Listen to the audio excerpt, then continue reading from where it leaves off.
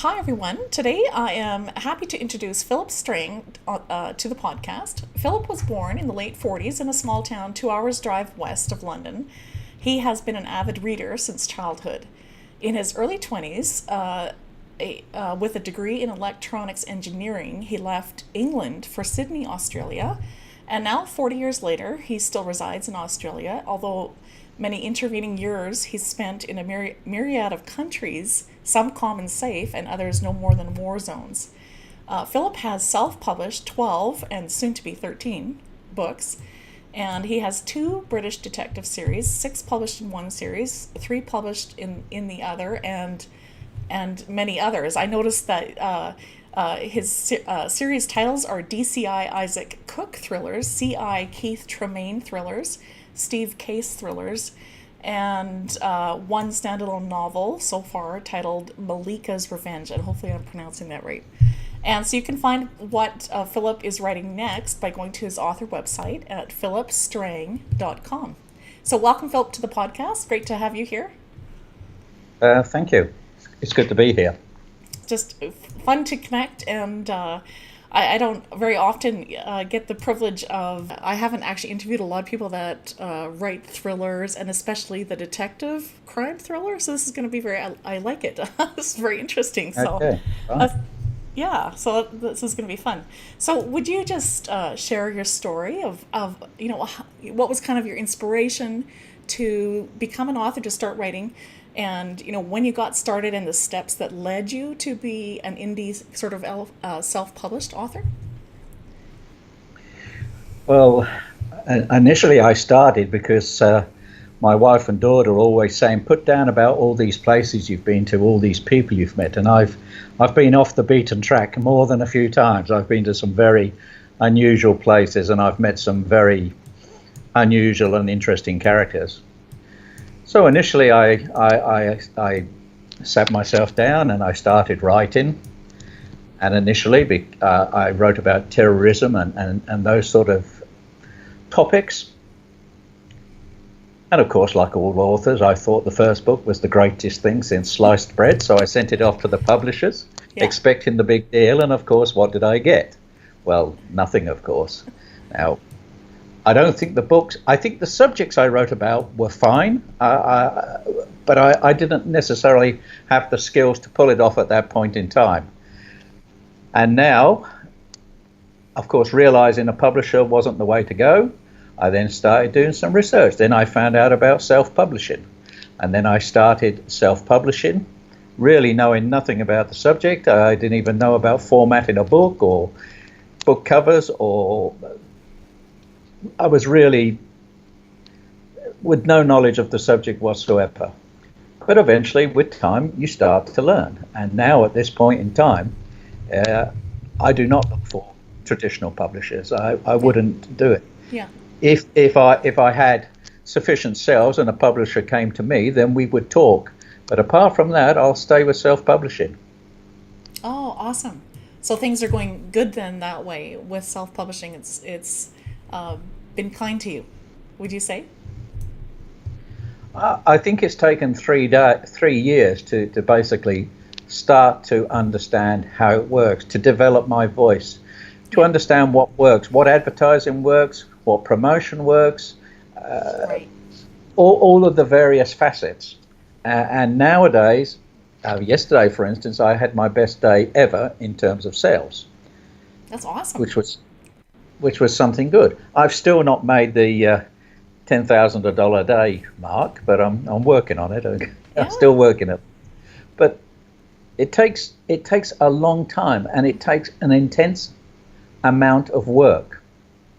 If anyone thinks they're going to sort of write 1 or 2 books and put one out every year or so, in the belief that they're going to break through, well, they may be lucky. But the majority of people will just have to work hard at it. Yeah, definitely. Hear you on that. Yeah. I think that's true. I've seen that over and over again with many different authors, right? So, yeah. So would you talk a little bit then about the inspiration behind your DCI Isaac Cook thrillers, as well as your other thrillers? and just kind of talk a little bit about that. And the other question I had was, do you think your background of growing up post-war near London, England, and your time spent in other countries, did it play a role in the inspiration behind your books? Well, my initial books, the Malika's Revenge, Haberman Virus, and so on, they were more terrorist related. Yeah. I always think that Malika's Revenge was probably a very interesting book that I wrote, but I don't think I had the skills to pull it off at that point in time. But after about 3 or 4 books on that subject, I found that I'd exhausted the topic, and then I looked elsewhere, and I could see that British crime thrillers was a good area to be in. I mean, there's a lot of people in there, so you're not going to come up with something unique. But I saw that you needed to have different characters in the lead role. You didn't want a traditional up and down Englishman. You needed someone different. So Isaac Cook, because I'd spent time in Jamaica, and because in London there are a lot of people from the Caribbean, I saw him as an English-born son of Jamaicans. Now, I've been in Jamaica, so I know how the Jamaican culture works. But Isaac Cook is not based on a Jamaican. He's actually based on someone from Senegal. I know it's a later question. Who are your characters? Are they based on people you know, or and so on and so on? Well, he's based very much on someone I met in Senegal. Oh, that's awesome. Urbane, educated in America. I hope he doesn't watch this because he doesn't know. But he's the person I can see in my mind when I write the book. Although, of course, he's in the book he's from Jamaica. Now, I saw Isaac Cook as the lead policeman. Originally, I had him with an immigrant from Pakistan in the first book I wrote on the subject. But of course, that always brings in controversy, people's impressions of the religions and so on. It was hard to write people like that in an objective manner. I've been to their country, so I mean, I understand a little more about their culture than maybe other people, the good and the bad. I've seen both sides. So I thought after the first book, because I'd get the comments saying, oh, well, you shouldn't say this, you shouldn't say that. So I just changed him over to an Englishman. I mean, I thought it was going to be easier. Jamaicans I can write about. Yeah. So Isaac Cook has flowed on through. He's coming through. He's had many scrapes along the way. His method of policing has changed. His stories have changed as I've evolved, as I found my voice, basically. Yeah. And then I thought after that, well, I needed another. If you're writing about a policeman in London, in a homicide department, you can't say all of a sudden he's investigating a murder 100 miles away. No, he's confined within a radius of 10, 20 miles or so. Right. Yeah. So it's hard to maintain an originality. So I needed an offset. That's when I came up with Keith Tremaine. And I saw Keith Tremaine as cantankerous, maybe, more elderly, more cynical. And I thought I'd base him in Salisbury, which is a city to the west of England, a city where I grew up, basically. Yeah. City full of Stonehenge and Avebury and all of that history around that place, and I thought I could weave the story around that. And of course, if I start writing about London or Salisbury, instinctively these places come to mind. I know these places so well. I know these characters so well. So I mean, I know who Keith Tremaine is, basically. Yeah. I think he's an amalgam of me, actually, in some ways. Oh, that's great. I'm not sure that I'm cantankerous, but I mean, I can. Cynical, worldly wise. Well, I mean, you would be worldly wise, going to different countries. So sure, that makes sense. Yeah. Mm. Yeah. Well, that's awesome that that you bring a lot of yourself into your stories. I think that's really cool. It probably do you find that when you do that, it makes it maybe easier to write, like because you feel like you know the story better, or? I find the writing process very strange. The fact that I I can sit down at a keyboard and somehow these ideas come into my mind and I just put them down. Yeah. I don't think I deliberate too much about where it's heading. I just sit down, I come up with an idea, I start writing, and if I have a closed room and total silence, I'll just keep writing. And it's hard. I mean, it's not, you can't sit there for 10 hours a day just banging away at the laptop. You can't do that. I mean, you need to think about these things. Yeah. But my mind goes into that place. Yeah. And then it seems to flow out. I mean, the latest book I'm writing about is, I came up with an idea. It's based outside of Salisbury, and it's set on a farm. And then I realised now, when I was a child at school, I went and stayed with a friend at a farm outside of Salisbury. And of course, you go on Google View, and there's the farm. You can see the farm on the internet these days. Oh, that's so great. I mean, I changed the name and I changed the look of the farm and so on. But basically, it's based on somewhere I know. Yeah. Oh, that's so great. I mean, it's hard when you have to write about somewhere you don't know. Yeah. Yeah. I know maybe sometimes as writers we feel like we have to write about things that we don't know so well, or I don't know. maybe our own maybe in our minds we're thinking, oh, it has to be exotic. So, I know for myself, sometimes I think, well, what am I drawn to as a writer? And like, I right now I'm writing a book set on an island, but I've never lived on an island. I've been to an island, but never lived on one. And so I think sometimes, maybe the writing comes easier if you are writing about some place that at least is somewhat familiar. Would you say that? Does it come easier to you, like the ideas and the... Well, I still think it's hard work. Yeah. Whatever happens, it's still a lot of work. It's still very hard. Yeah. But it helps that I can envisage these places. Mm-hmm. I've been to these places. Yeah. I mean, that's where it helps. I mean, if you read my books, you're not going to see a lot of romance in there because it's not a subject I can write about. Yeah. I mean, you won't see any swear words in there either. Yeah. I mean, you'll see some allusion of the ...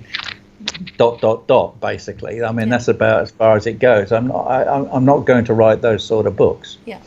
And you don't necessarily need to write those sort of books. Some people do, but I don't see the need to do it. Yeah. So I write about what I feel comfortable with, and it seems that it's interesting that there's basically me sitting here in a room in Sydney writing, and then people are giving me good reviews and sending me emails, say, love your books, I've bought all of them. It's an incredible feeling when it happens. Mind you, in the early days there were a few comments not so congratulatory. Some of the comments weren't so good, but nowadays most they're good comments. Yeah, because you mentioned reader reviews or emails. Do your readers ever say, oh, I liked this, but I didn't like that? And does that, if they say things like that, does that help you with your next book? Well, certainly in the earlier days. Yeah. I think I did take more notice of the reviews, and they were right. I know on my earlier books that I had a tendency to go off on side stories and say, well, why someone was a certain way, and then come up with about their earlier years and so on and so on, and then people would say, well, there were a few people who made those comments, and they made them as a constructive criticism. Yeah. And I realised that I was tending to write too many words, too much verbiage. Yeah. And I don't write any of that now. I mean, that's all cut out. So I did go, if you look at my first Isaac Cook book, which was Murder is a Tricky Business. And I think that sold, and it still sells as well as any other book I've written because of the title, catchy title. I think it was just a catchy title. And I think people underrate the importance of a title as well. I know they always talk about you need a wonderful book cover, but you also need a catchy title that captures the people's imagination. And of course, if you look at Murder is a Tricky Business, the early reviews, you'll see 2s and 3s. But if you look at the reviews now from people who read it, they'll give 4s and 5s because I went back and fixed it. I think I probably cut out about 20,000 words before I got it to a position where it was readable. Yeah. I was certainly drifting off into other areas all the time on that book. Since we're kind of on that topic, when you went back to kind of reread it over, like sort of in rewriting mode, did you, I don't know, like did you have beta readers, like so other, a couple of other people reading the book to say, here's maybe some things that you wouldn't have to have in the book, or did you just kind of do it yourself? Well, initially I followed all the advice out on the internet about beta readers and so on. And I did find a couple of beta readers earlier in the piece when I was writing the books before I started onto Isaac Cook. The problem was that I tend to write fast and I tend to publish fast. Yeah. And the beta readers, of course, will work to their own time schedule. And I can't expect them to be any different. I mean, they're doing it free of charge. I can't say I need this next week or else, basically, because I'm not paying them anything. But nowadays, I've reached the situation where I write, I edit, and I edit voraciously, and then I publish. And after a week or two, one or two of the reviewers that I have on my list, one of those that I can depend on, will write back and say, well, you missed out a comma here, or you spelt this incorrectly, or you did this. Then I'll just go back and re-edit it. Yeah. But no, I'm not using beta readers. I think the idea of beta readers is great. Yeah. But then again, I feel the idea of writing and publishing and keep writing is probably more important for what I'm doing at the present moment. I also have an instinctive idea of whether a book's good or not. I know in my early books I would edit it and I'd read it and I'd say, well, this just sounds like a technical report to me. Now when I edit and read my books, I can feel that it's a story. Yes. So it's evolved. My writing's evolved. Yeah. No, and that does, readers know when they're, and writers are readers, right? So as we write our books, we are readers, but sometimes we have to switch, it's like changing the filter on your glasses or something. I don't know, like switch perspectives and, okay, so now I'm going to read this as a reader. Do you, when you do that, do you take a little bit of time, like say, not look at the manuscript for 3 days or something, and then go back and look at it so you can get that perspective, or can you just dive right in? I've tried to detach myself for a few days from it. Yeah. Not always successfully, mind you. It doesn't always work that way. But yeah, I'll give myself a day or two away from it. I've invariably got one book on the go and another book in the editing phase anyway, so I can normally do that. I'm not sure if 1 or 2 days really helps, though. I mean, the book is still so fresh in my mind. True. But the editing process, I'll go through the book 3, 4, maybe 5 times before I'll send it off to a proofreader, and then when it comes back, I'll go through it 2, 3, maybe 4 times afterwards, just making it as tight as I can. Because a problem I made in the early days, this assumption that I would do the best I could, I'd send it off to a proofreader, and bingo, it would come back as the finished novel. Well, it doesn't. Yeah. I mean, a proofreader proofreads for a profit. They give me 25 to 30 hours of their time, let's say, for instance. Yeah. Whereas they're not going to spend 100 or 200 hours fixing the book up because they've not been paid to do that. I mean, I found some very good people as proofreaders. I've come across some not so good, but some are very, very good. I have one lady in England who I use, who's excellent, and I've just found another one who's also very good. But I can't expect them to fix a novel. I will spend more time on editing than they will. Yeah. So what's important is I present them with the very, very best work that I can it will come back, and then I will need to go through it, and I will find more issues. Mm-hmm. And ultimately, I'll reach a point, I'll go through it and say, well, that's the best I can do. That's it. Yeah. Let's go. I really like hearing about your process. Thanks for sharing that, because I think that's helpful as writers, because sometimes we sit there, like we write the whole thing and then we say, okay, now what? Because I know there's problems in here. I know there's problems in this, in this manuscript, right? And it is helpful to have, even when you get reviews, to have constructive criticism. Like, I don't mind that either. If someone gives like a 3-star, but it's like constructive criticism, because then it really helps me, right? Oh, yes. Yeah. Yes. I mean, you can't detach from reviews totally. Yeah. These people who say they never look at reviews and they're not interested. Well, they're wrong. You should look at them if they're constructive. If you get a 1-star review and the person says boring or this or that, well, I'm not going to take any notice of those. Yeah. But 3-star and constructive, and then I'll get an email from people saying quite elaborate. Some of these emails are very elaborate. Yeah. In as though they were they're an English school teacher correcting your meager effort. 6 out of 10, and you did this and you did that, and so on and so on. Yeah. Those I will follow through on and thank them for it. Yeah, that's great. That's great. Yeah, I just really I appreciate your perspective on that, because I think it does, when we get that constructive criticism from readers, that I think it really helps us to grow as writers, right? Oh, yes. Yeah. Yes. Would you talk a little more then about for writers and readers that are listening?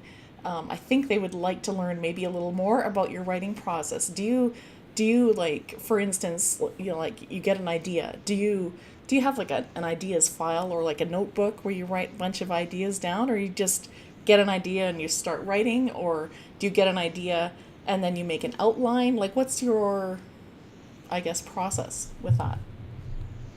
Oh, I've tried all the processes that they say you must use, but basically I'll come up with an idea, and that idea might be formed of something I saw on the internet or something I saw on the TV, although I don't watch TV very much these days. So there's an idea gelling in my mind. It's Isaac Cook, and there's a body in a graveyard, or they find a corpse in the river, or whatever else. All both gelling in my mind. And then, for some reason, I'll come up with the opening sentence or the opening paragraph, and I'll basically just write that down. And the opening paragraph must draw people in. It must draw the people in. So whatever you do, you've got to draw the people in as soon as possible. I may continue writing at that point in time, or I may just leave it to one side. But I think the ideas are just fermenting in my mind. Now, when I start writing, I'll sit in front of the computer. I'll bullet point. I'll basically, what I'll try and do is I'll bullet point the main, on the same page as I'm writing, the bullet point the main characters, vague ideas on what happens, but very, very, very basic really at that point in time.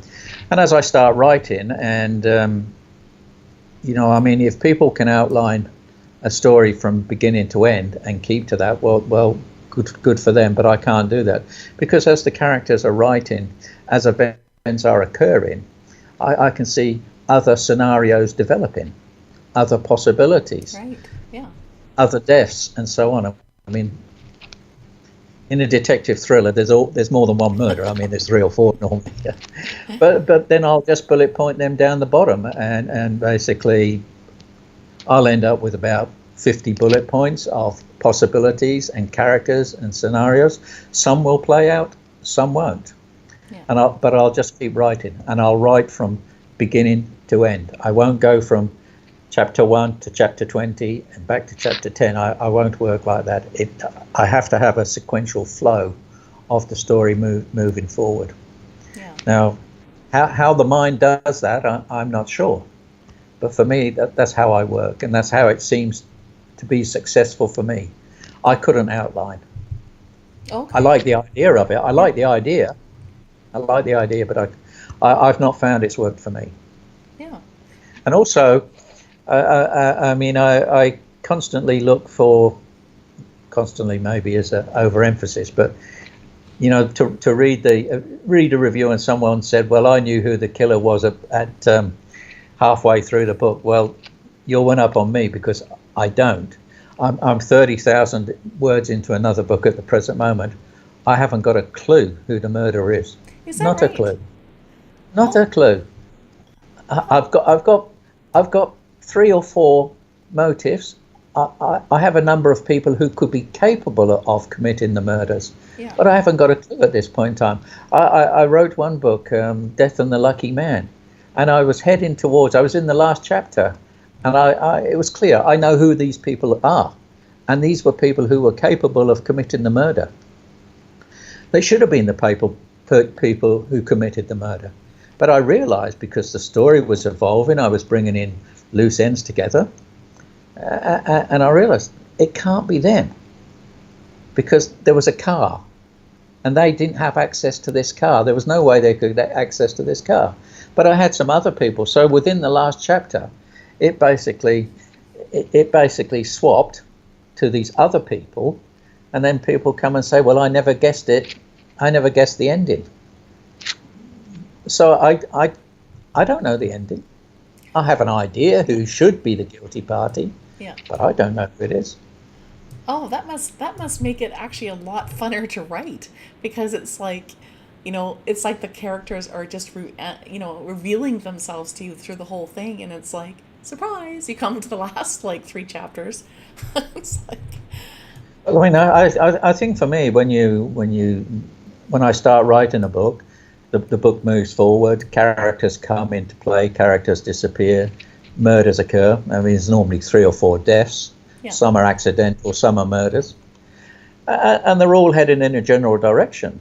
But halfway through the book, when it gets difficult, is tie these together in a logical manner. You somehow got to start bringing these murders together.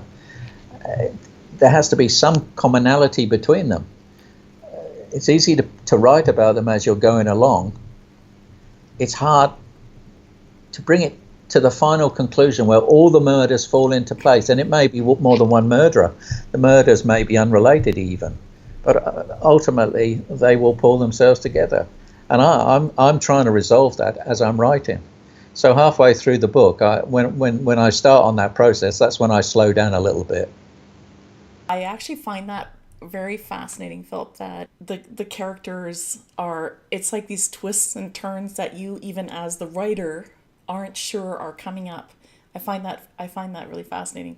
I guess maybe it's because I'm like for myself, I find that I need to outline a little bit the story, and maybe I was just thinking maybe my process is that the revealing comes maybe like the revealing, I mean by what the twists and turns are, maybe it comes more in the outline than in the first draft. But I just love it. I love it that it just that as you're writing that it's just like the story is emerging, I guess. Yeah.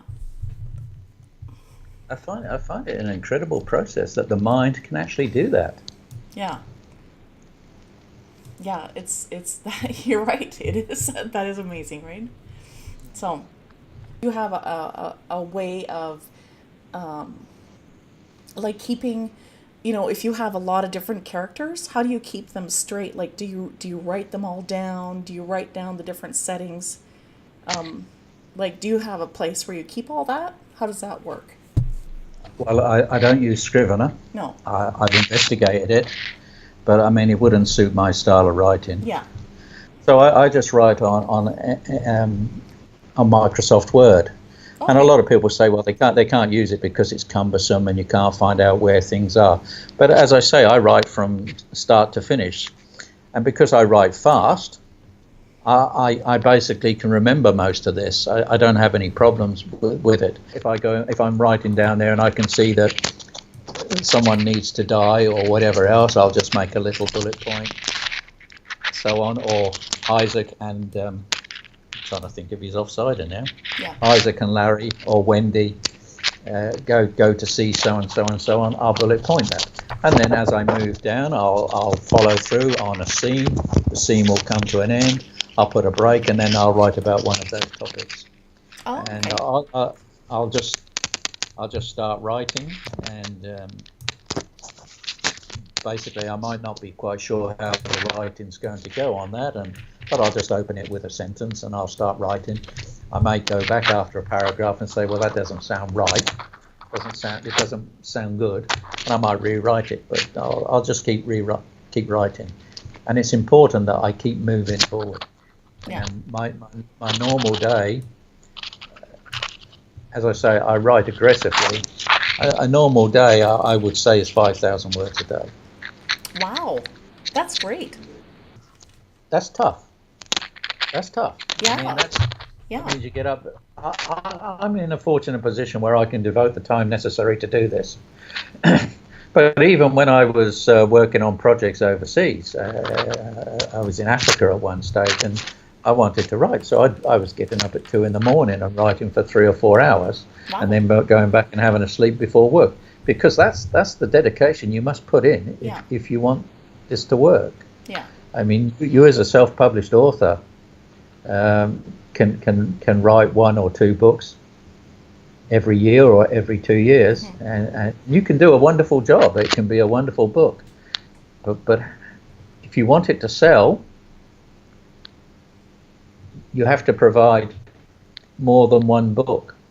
Yes. You have to push it. I mean, mm-hmm. At some stage, it seems to me that there are various types of authors. There are some who basically write it because they enjoy it. They love going to writing courses. They like talking to other people about the writing process. They like going to literary festivals and so on. But that's fine. Mm-hmm. But of course, they're not really going to make any money out of that. That's an interest. Yeah. There are others who just want to pay their way. Yeah. Maybe just pay for the editing, pay their costs. Yeah. And if I sell 3 or 4 books a month or a day, that's okay by me. Yeah. And then there's the other writer who says, look, I want to sell a lot of books, mm-hmm. and I want to make a lot of money. Well, I come in the latter category. Yeah. But writing is still an artistic pursuit. You still need to enjoy it. Mm-hmm. And thankfully, I enjoy it very much. So if sitting in front of a computer for 12, 14 hours a day is what is required, I don't find that as a chore. I mean, it can be tiring. Yeah. But I enjoy it. There's no way you can write purely for a commercial result, because it's just too damn hard. Yeah. Yeah. Well, you have to. Yeah, exactly. You have to. You have to enjoy it a little to be able to be that committed, right? Very much so. Yeah. Very much so. Yeah. Well, and it's would you say that that's why maybe it's important to actually be writing in whatever genre? Like, for instance, you write, it's like detective thriller kind of, or detective mysteries. Yeah. I'm not sure of the definition between mystery and thrillers. Some call them mysteries. I would have called them thrillers. But anyway. Yeah. Well, and so you just need to really like writing that. And I think most writers probably if they're going to write a thriller, they're probably going to read thrillers. Like, do you find that for yourself, that you read like when you have time to read? I haven't really been into reading very much for a long period of time. Oh, okay. Yeah. Because I decided that I was going to make this work. Yes. And I realized a long time ago what the formula was, and the formula is write books, mm-hmm. publish, repeat, write series. My most successful sales have actually been when I took DCI Isaac Cook's books and put them into a box set, a box of 6, and put them up on Amazon for $9.99. I sell more.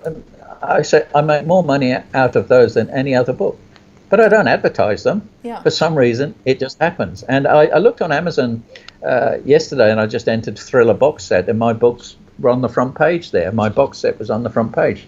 That's why they sell. But I didn't consciously promote the box set, but yet it sells. And of course, at $9.99, I get nearly $7 for every box set sold. Yes. I defined what was required, and I don't have, as I say, I don't have a problem with long hours because I thoroughly enjoy it.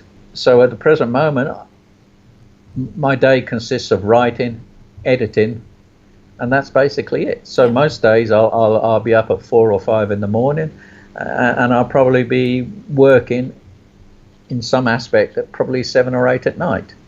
Yeah.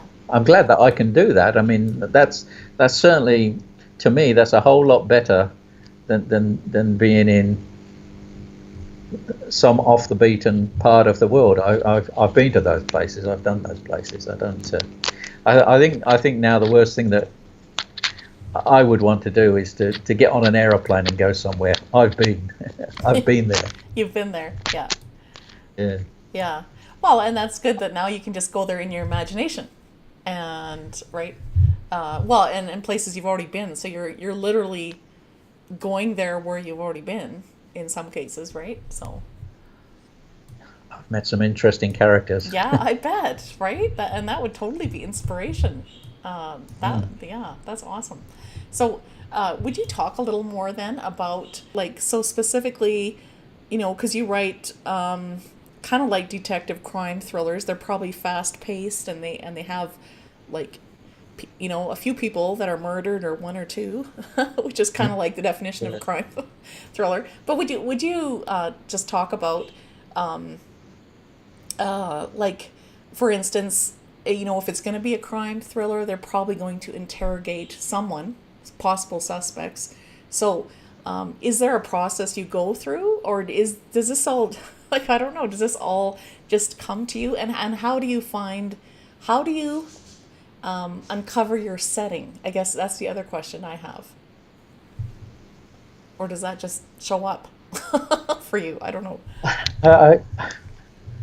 I think it tends to occur. I mean, I normally have the lead character, the lead policeman, and he's offside. Tremaine's got a young, idealistic woman of 30 with him who's got a different background to him.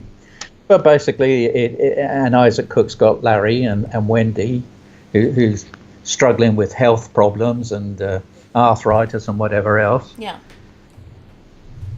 But basically, they go and see people, they interview people, they bring them into the station. But the problem is you need not to be the same every time. Yeah. You need to maintain some originality.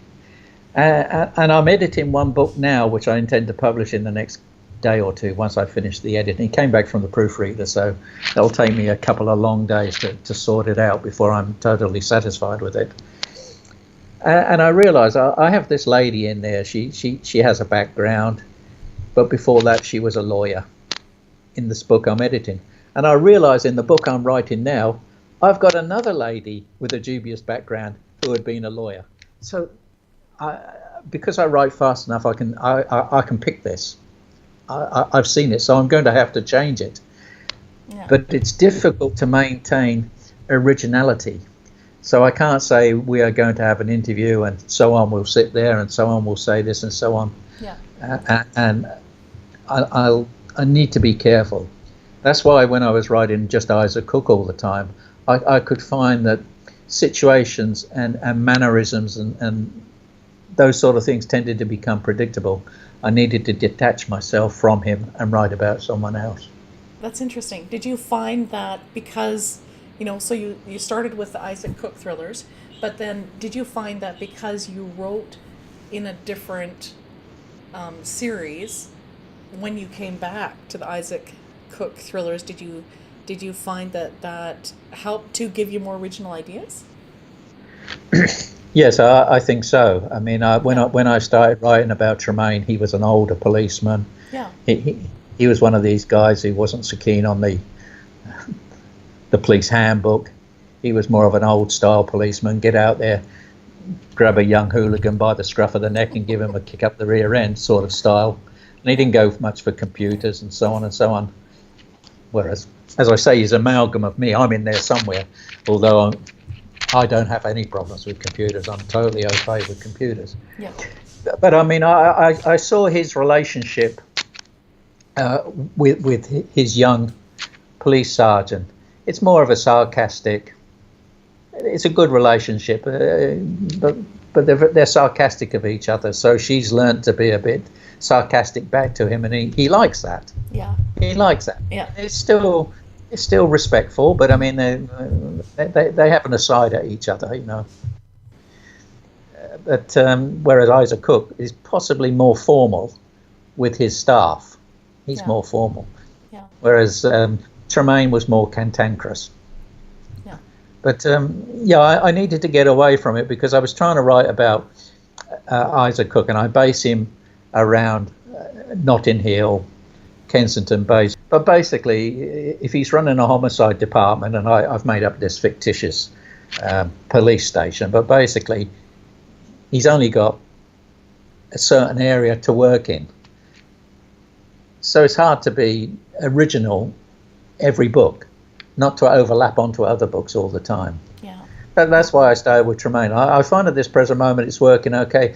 I don't know what I'll do when I exhaust Cook and when I exhaust Tremaine. Maybe I'll come up with another character. Maybe I'll write a different style of book. But I don't think I've reached that point at this time. Kind of on that topic, do you have an idea of how many books will be in a series? Or do you just, I don't know, maybe you just take that by ear? Like, I don't know. How do you decide that? I don't decide. I just go with it. Yeah. I mean, I found that DCI Isaac Cook books sell, and I will continue to write those, and I will continue to write at the same pace that I am at this present moment. Yeah. As long as I can. Yeah. As I say, I'd much prefer to be doing this here in Sydney Yeah. than traveling around the world. Yeah. Yeah. So and Tremaine, I mean, I think Tremaine has got a lot of stories potentially within him, because if in Salisbury you have a larger area, and of course you have a lot of history in Salisbury as well. Yeah. As I say, Stonehenge and all those sort of places are there. People don't know Salisbury. I mean, whenever anyone asks where you come from, I'd used to say Salisbury, and they'd say, "Where's that?" I'd say, "Well, it's 8 miles from Stonehenge." They'd get it there. They understood where Stonehenge was. Oh, that's great. That's great. This is so interesting. I really like hearing about your process, and I know we are coming near to time here, but I just had a couple more questions that I think will be helpful. Maybe you could just speak to first-time writers who are listening, and they're just starting to write their first novel. You know, what would you say to writers who struggle with self-doubt and fear of failure and you know, other things that come in our heads that hold us back from writing our books? Is there some tips that you would, you know, or advice or? The fear of failure, well, unless you have some special skills, your first book will not be great. I mean, it will be good and it will be competent, but you won't have a voice at that point in time. I mean, right. you will have read Hemingway and Lee Child and Stephen King and sort of basically tried to write in whatever style you choose. But I don't think you should be worried about the failure. I mean, my first books were not as good as the books I write now. Mm-hmm. But, I mean, I'm on book 16 at the present moment. You're not going to get the hang of this until you're into book 5, 6, or 7. Not really. Yeah. I mean, some exceptions. Of course, there's always exceptions. I mean, there's always the one writer who writes the one book and all of a sudden there's a movie.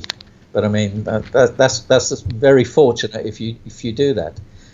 Self-doubt, yet again, I mean, it depends on the nature of the person. When I started writing, I knew nothing about writing, but basically mean, my life has consisted of challenges, and I know that any endeavor, any challenge, if you spend enough time at it and enough enthusiasm, you will get the hang of it. You will do it, but you've got to do it. You've got to write every day. You've got to write every day, and you've got to write, if you can, as many words as you can. Let's say 1,000 words, which is basically 1 hour, maybe 2 hours worth of work. If you write 1,000 words a day, that's 365,000 words a year. That's 4 books. That's 4 books after you've edited it and whatever else. But forget the self-doubt, forget the fear of failure. Just write. Yeah. Write and write. Don't go giving it to auntie around the corner who will come back and say, "Oh, this is lovely, this is wonderful."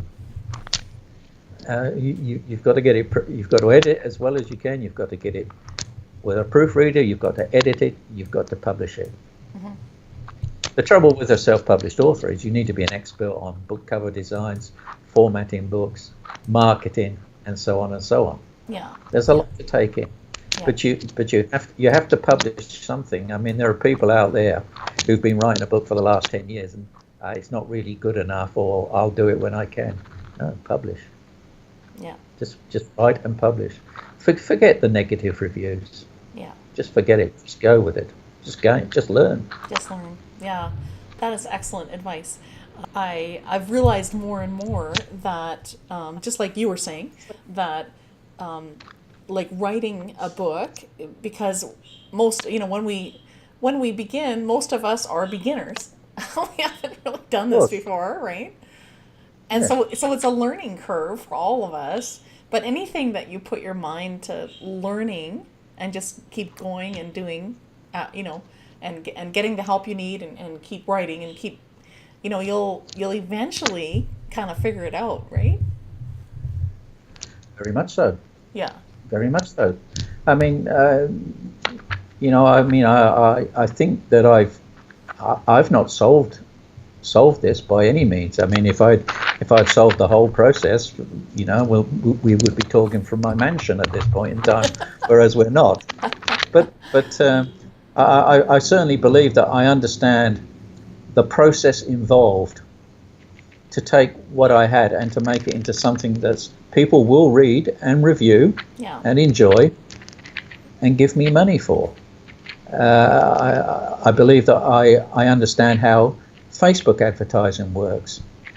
Yet again, there's a lot of experts who will tell you, you do this and you get the keywords right and you'll be number 1 of your category on your first book and you'll make $1 million. Well, it's not going to happen like that. No. It's not going to happen.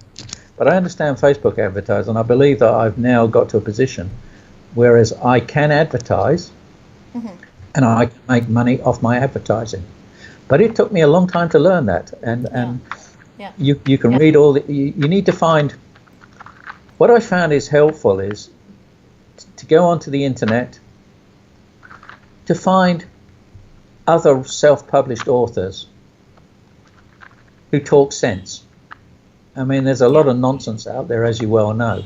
Yeah, that's really good. That's super helpful especially for first-time writers that are listening. I think will be encouraged to just begin, right? So what would you say is the best piece of writing advice then that you've been given? Well, no one's actually given me anything because I tend to not really talk to people very much. I tend to carry on with the process. Yeah. But I mean, I think the best advice that I've seen online, and the best advice I can give is that you must write. Yeah. I mean, I know it's cliched, and you must write every day. Yeah. Yeah. You cannot start writing a book and then come back to it after 3 months and pick up from where you were because you've forgotten all about it. You need to write every day. Yeah. And if that means that you have to forego an hour's sleep to do that, you must do it. But you must write 500 or 1,000 or 2,000 words if you can. But you must do it every day. Yeah. And you must publish it. You must finish it and you must publish it. Put it on Amazon. Yeah. Put it on their Kindle Select program, then you'll get some page reads, you'll get some sales. You will learn from that process. Yeah. I mean, you might not sell very much and you may not make much money, but you will learn. But that's it. Write, publish, and don't procrastinate. Yes. You can't afford to. Yeah. I mean, maybe that's in people's natures, but they somehow need to override that. Writing is easy. Writing and making some money, even if it's just to cover your costs, is hard. Yeah. It's damn hard. We all know that. Basically deciding that you're just going to do this and jumping in, right? Well, I mean, my daughter always says I'm a little obsessive. I don't think so. I just think I'm focused. I just like the challenge of it all. But yes, you can't if you're going to write, you can't turn around and say, "Oh, sorry, I've got to go out this Saturday," or "I'm going to the pictures," or "I'm doing this or that." Something has to give. Yeah, no, that's fair, because that's like with anything in life. If you're deciding you're doing it, there's probably going to be something you're going to have to give up, right? So Yes, definitely. yeah, yeah. I'd prefer to do this than anything else. Yeah. And that's the beauty of this. What's better than just writing from your imagination and just getting words out there. That's awesome. Oh yes, very much so. There's a great deal of satisfaction at the end. Yeah. Yeah. Great deal of satisfaction. Yes. Well, because you end up holding in your hands something that came out of your imagination, which is pretty cool, right? I find the process incredible. How does the mind do this? Yeah. Where does it come from? Yeah. Yeah. No, that's true. But it's a great feeling. It's a great feeling. Yeah. Good. Well, thank you so much, Philip, for just sharing just your process, sharing about your books. This has been so great just to hear, just kind of how you have, written so many books, and just it's exciting to hear that they are, really doing well too. I mean, it's very encouraging for other first-time writers to hear that, and for other indie authors, like self-published authors, to hear that, because we need that inspiration, right? We all need that inspiration and motivation, to keep going, right? So thank you for sharing all that. That's fine. Thanks very much. Yes. Before you go, would you just share what new books or projects that you have on the go right now, and then where writers or readers can find you and your books online? Well, they can find me on my website at phillipstrang.com. They can also find me on Amazon. I only publish on Amazon at this point in time. Okay. That's a decision I've made at this point in time. If I'm on Amazon, I also receive money for pages read for people who are signed up for the Kindle Unlimited program. Yeah. And I make about half of my revenue on Amazon from that. So I've got no intention of moving away from Amazon at this point in time. Oh, okay. I'll stay where I am. Yeah. So I'm on Amazon, and you'll find about 15. I think there's about 14 or 15 books plus the box sets there. Oh, that's awesome. And what's the book that you're currently writing or finishing right now, I guess? Well, I'm editing. I'm in the final editing of a Tremaine book at this present moment. It should take me a couple of days to finish that, and that's called Death at Combe Farm. That's COOMBE. And if you've been to Salisbury, there's a lot of villages around there called Combe Basset, and so on and so on. I haven't been to Salisbury for many years, actually. It's a long time since I was there, but I mean, I remember it well. Yes. And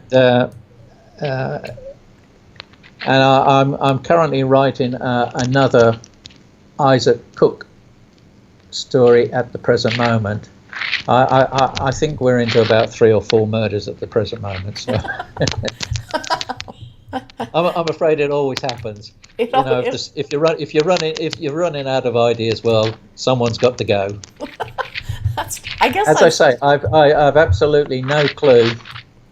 I've absolutely no clue who the guilty party is. Not an idea. But that's an exciting way to write, though. That's awesome. I think it's great. I mean, I've done many things in my life, but I must find that, I must say, I find writing the most satisfying. Yeah, that's really good. Wow, love to hear that. Well, thank you so much for just sharing today, Philip. This has been just inspiring to talk to you. That's great. Thanks very much, Lorna.